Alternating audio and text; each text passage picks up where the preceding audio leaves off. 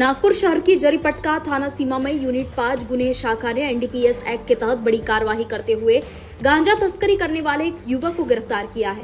गुप्त सूचना के आधार पर पुलिस ने टीम और पंचों के साथ मौके पर दबिश दी, जहां आरोपी मोहम्मद कैफ 19 वर्षीय निवासी मोमिनपुरा को अवैध रूप से गांजा बेचने के फिराक में पकड़ा गया। तलाशी में उसके कब्जे से खाकी टेप में पैक किए गए कुल 4 बंडल मिले, जिनका वजन 8.78 किलो और कीमत लगभग 2 लाख रुपए आकी गई है। इसके अलावा 200 रुपए नकद और तस्करी में उपयोग की गई ट्रॉली बैग भी जब्त की गई है। इस प्रकरण में छत्तीसगढ़ के रायपुर निवासी फरार आरोपी अनिल पटेल की भी तलाश जारी है। सपोनी गणेश कदम यूनिट 5 की अगुवाई में की गई इस कार्रवाई ने एक बार फिर स्पष्ट किया है कि पुलिस नशे के कारोबार के खिलाफ सख्त मोड़ पर है। मामला एनडीपीएस एक्ट की धाराओं 8 20 ब II ब और 29 के तहत मामला दर्ज किया गया है।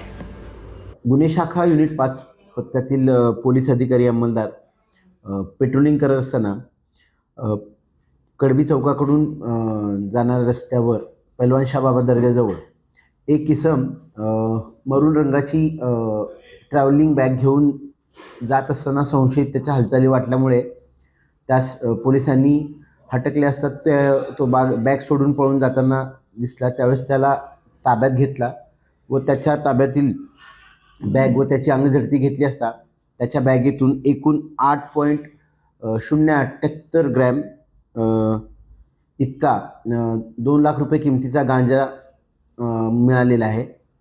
सदर गांजा त्याने कुठून आणला याबाबत त्याच्याकडे विचारणा केली असता त्याने रायपूर येथील एका इसमाकडून सदरचा गांजा जो आहे इथे विक्रीकरता आणला असल्याचे सांगितलेलं आहे।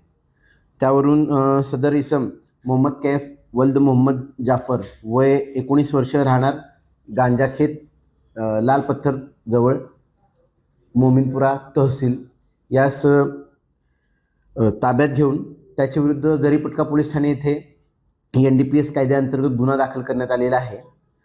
सदरची कामगिरी ही गुन्हे शाखा युनिट 5 पथकातील अधिकारी व अंमलदार यांनी केलेली आहे। सदर आरोपीकडून एकूण 2,02,200 रुपयाचा मुद्देमाल जप्त करण्यात आलेला आहे।